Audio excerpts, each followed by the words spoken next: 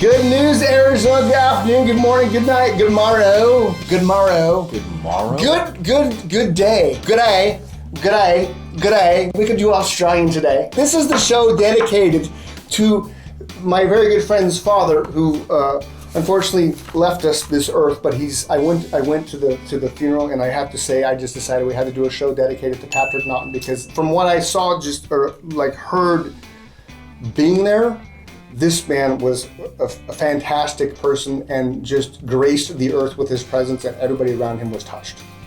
That's what I got out of that. Don't get all choked up on me. So, all right, let's see what we can do. This show is all about Patrick Naughton. And he is good news. He is great news. All right, so, yeah, you're up. Hey, good news, Arizona. He was a total fan and enjoyed the Louis L'Amour books and Western movies. True. We went and watched John Wayne movies just the other night. Really? Good news, Arizona. He loved Pepsi. So he took the Pepsi Coke challenge? He was the reason Pepsi is so popular. I did not know that. He is. That is awesome. He promoted Pepsi his whole life. That is awesome. I used to have Milk and Pepsi when I was a kid from Laverne and Shirley. Remember Milk and Pepsi? Oh, yeah. Laverne? Yeah. Yeah, I enjoyed that. Nope, he was straight. Yeah. He was straight up. Right on, straight up Pepsi drinker. Neat. Took it neat. Good news, Arizona. In the Air Force, he worked at the Atlas and Minuteman missiles. That is true. He used to actually hand over hand lift the missiles, the motors out of the missiles and the different parts of the missiles, hand over hand out of those silos. That's how strong he was. Wow. So when you think Orange Theory, right, nothing. His was like original Orange Theory. His was like crazy. Oh crazy, wow, crazy. You just did that. I just did that. We're going to go live on location with Uncle Rick. Hi, this is Rick Sutton, live on location in Mesa, Arizona from Dean's parents' house. Back to you, Chris and Dean.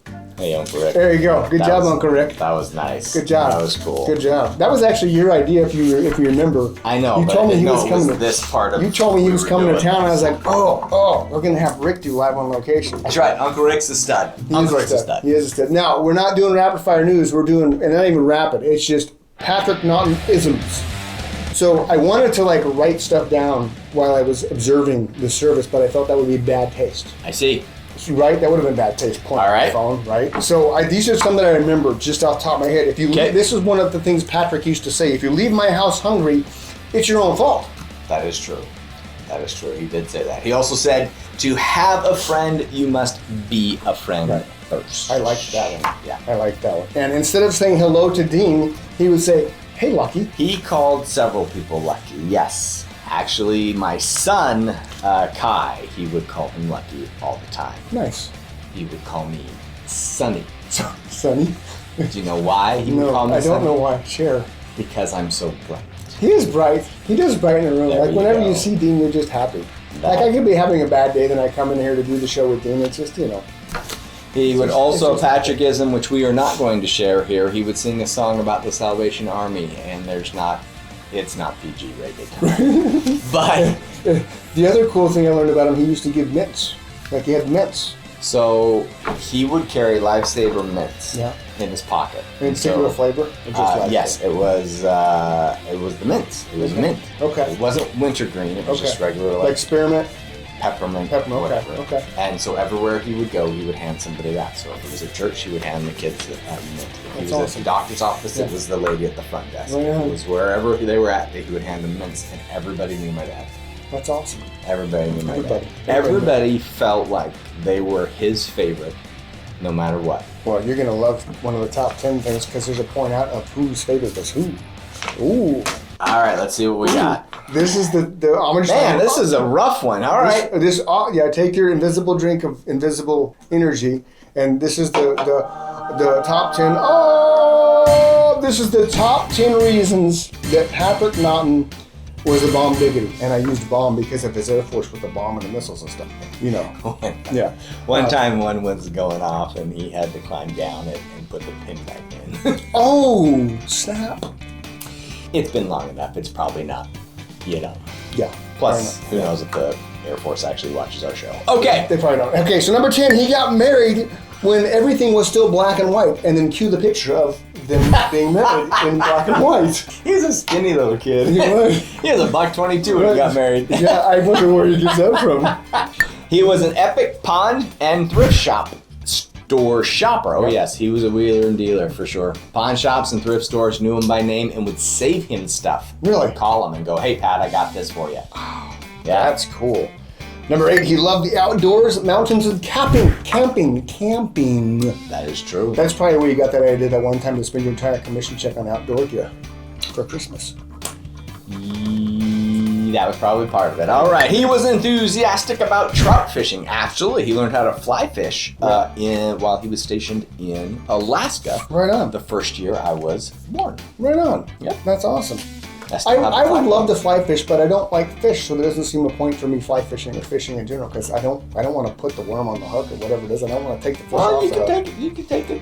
I would cut the line every time. Never mind, you're not fishing. I don't want to cut. Right. Number 6, he loved driving his RV around and exploring Arizona. He served in the Air Force for 20 years. 20 years. And we lived in almost every base known to man in Really? the U.S. Wow. Yep. I did not know that. We lived in New York, Montana, Mississippi. That's where the one kid came from. Missouri twice. California, where I came from. Right. And then Colorado, and finally ended up in Arizona. But he was retired from the Air Force when he got to Arizona. Right? He was retired when he got to Colorado, right? Yep. We retired to Colorado. Because that's when he worked in the oil fields. Correct. Right? See, I paid attention. Very good. Thank you. All right. He was a master in electronics and computers. That's correct. That is correct. The first computer ever built was owned by the government. Right. And it was 4 stories tall. It was bigger than the building we're in right now. Wow. And it was all on discs, like wheels. Yeah. Like old film discs. Yeah. 8K. 8K. 8K. Wow. Kilobytes. Wow. 4 stories. And it did 2 commands, right? This could run circles around what he first worked on. That's one of the things I learned, that he just over the years loved seeing the advance in technology. Went from a 4-story computer to an Apple Watch. Yep. Which is probably why you like tinkering with computers. There you go. You want to know one little tidbit of information? Do you know why they call computers when you get a virus or whatever and there is a bug in it? No. I don't know why. Why, Dean? Because when the test tube, all the computers had test tubes. Okay. Oh. And when the bugs would get in it, cockroaches, whatever, they would get in there and short circuit the test tubes. And so when the computer wasn't working, it had a virus or bug. A bug. It had a bug. Interesting. You're learning today. Learning is fundamental. What else do we got? His mom liked Rick best. Thus the sticker on the car. You saw that, did you? He did that. Yeah. My Uncle Rick did it. Uncle Rick who did the live on location. Number two, right? He absolutely loved his entire family. And there's you gotta lean that way because it's such a big family. There's millions of us. Yeah. And the number one reason why Patrick Naughton was the bomb diggity is he adored and cherished his wife Judy. Like that was the thing. One of the things was just how much he just cherished your mom. Even in his last days, every time she would walk in the room, he would say, "Hey, beautiful." Yeah, that's just that's what it's all about. So that is not as excitingly silly as we usually are. No, but it needed to be done.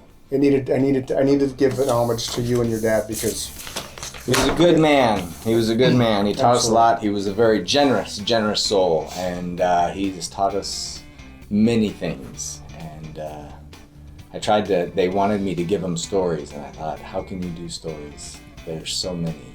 Yeah. 83 years worth of stories. Yeah. I'll finish with the funnest one. Okay. Would that be all right? That's awesome. He grew up in a town called Rochester, New York. Okay. And there was a bunch of gangs. There was a bunch of all this kind of stuff. Right. When he was a little kid. And there was fighting. Yeah. Him and his brother were always getting fights. Okay. Sibling thing, right? Yeah. Anyway, so this is back in the day, like 50s, 30s. Yeah, 40s, that kind of stuff. Okay. Right. Yeah. So you remember like West Side Story? I do. Where they would have the gangs and they would do the fights. Well, they didn't have weapons all the time, but there was a screwdriver. Oh. And the one guy said, "You know what? Forget it. I'm out of here." And he threw the screwdriver in the air, and the screwdriver came down and stuck in the head of the guy that he was fighting. Oh. There you go. What happened to the guy who was fighting? He had a headache. Wow.